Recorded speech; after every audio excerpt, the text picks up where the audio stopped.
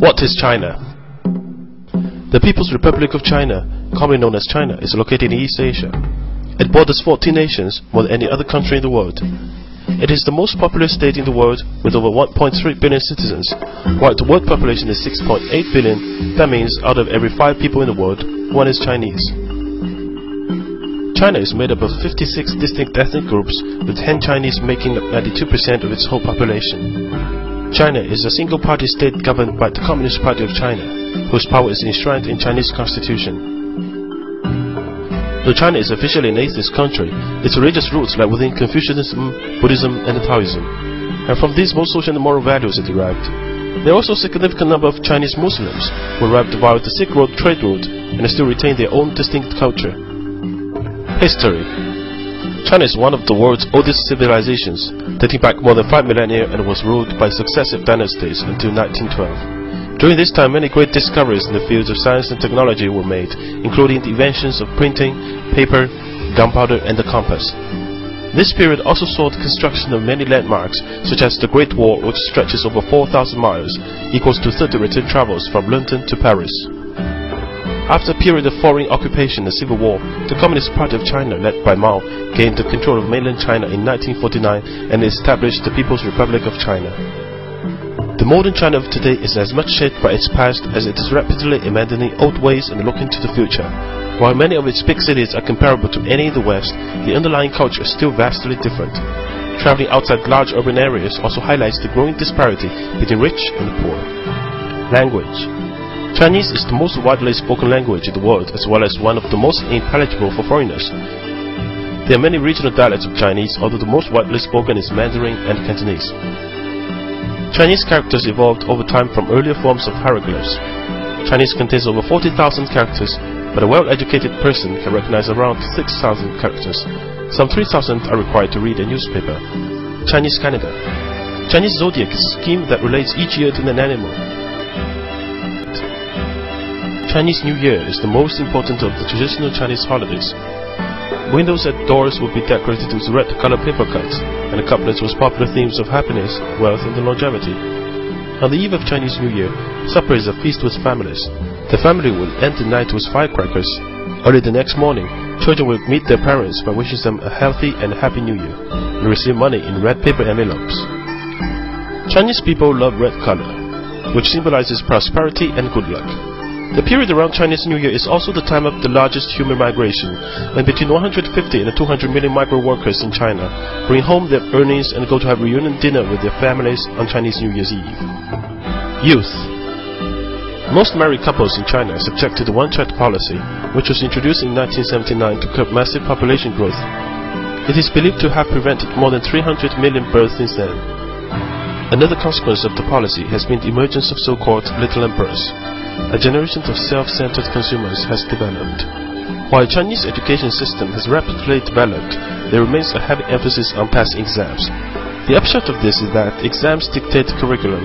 While Chinese students can master and memorize incredible amounts of knowledge and information, they often lack the ability to critically think, develop their own opinions, and engage in creative activities. Due to the propensity for preferring sons over daughters, China is facing a large population imbalance, with currently around 120 boys born for every 100 girls. By 2020, there will be 30 million more men than women. Economy. Since economic opening up and reform policy began in 1978, China's economy has grown 90 times bigger and is the fastest growing major economy in the world. China's annual average GDP growth is predicted to be 9.5% for the period of 2011 to 2015. It is the world's largest exporter and the second largest importer of goods. It is also now the world's second biggest consumer of luxury goods. It now has the world's second largest GDP at about $6 trillion, 40% of the United States. Although its per capita income of $4,300 is still low and puts China behind roughly 100 countries, China's growth has been uneven when comparing different geographic regions and the rural and urban areas. Development has also been mainly concentrated in the eastern coastal regions, while the remainder of the country are left behind.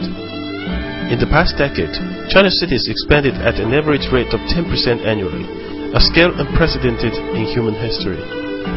China is a country crazy for skyscrapers to show its economic booming. More than 200 skyscrapers are being built here now.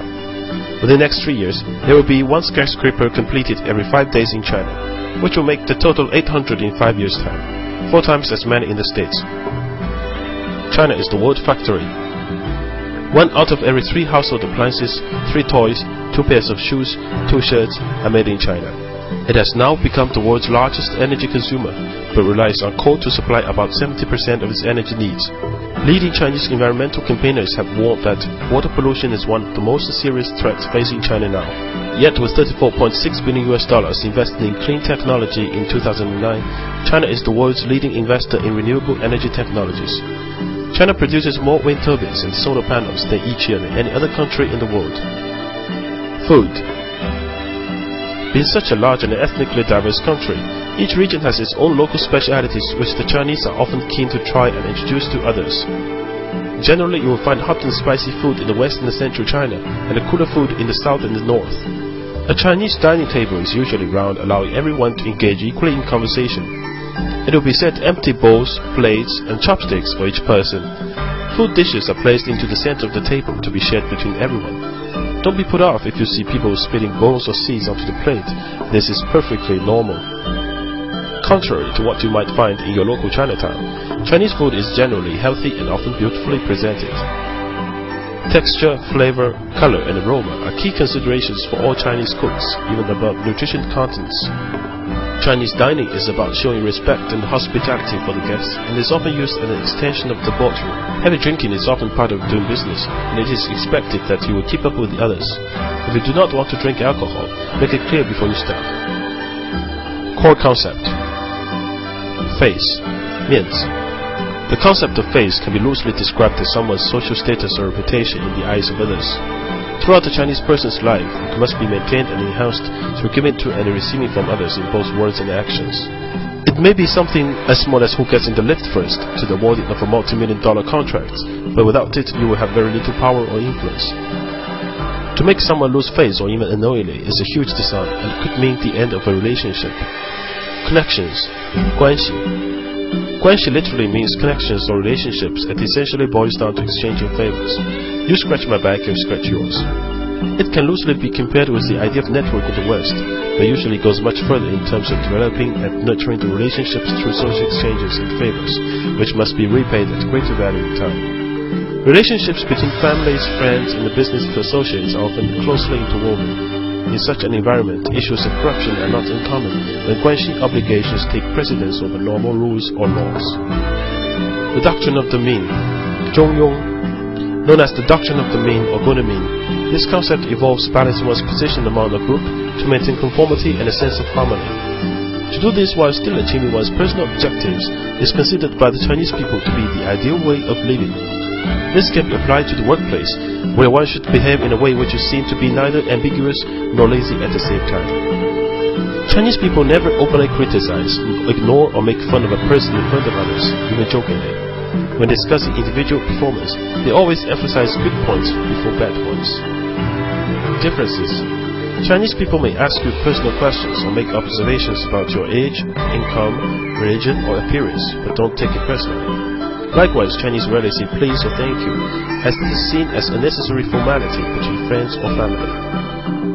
In a Chinese meeting, often only the most senior attendees will talk, and all questions should be directed to those people. Silence is not a sign of weakness in China. Often the unsent message is more important than what is being said verbally. To be successful in China requires different ways of thinking. A famous Chinese historian professor put this well. The Chinese people are frank yet tactful, honest yet sophisticated, suspicious yet gullible, unscrupulous yet loyal, advocate etiquette yet often appear unmannered, stand for the golden mean yet are extreme, value the quality of being thrifty yet like to parade their wealth, maintain traditions yet love to chase modern fashion, believe contentment brings happiness, yet often daydream about becoming overnight millionaires. Believe the word of the fortune teller, yet lack affiliation to any religion. This is China, one big contradiction which refuses to be placed in a box. In China, you will find all extremes, but that's all part of the challenge and adventure of doing business here.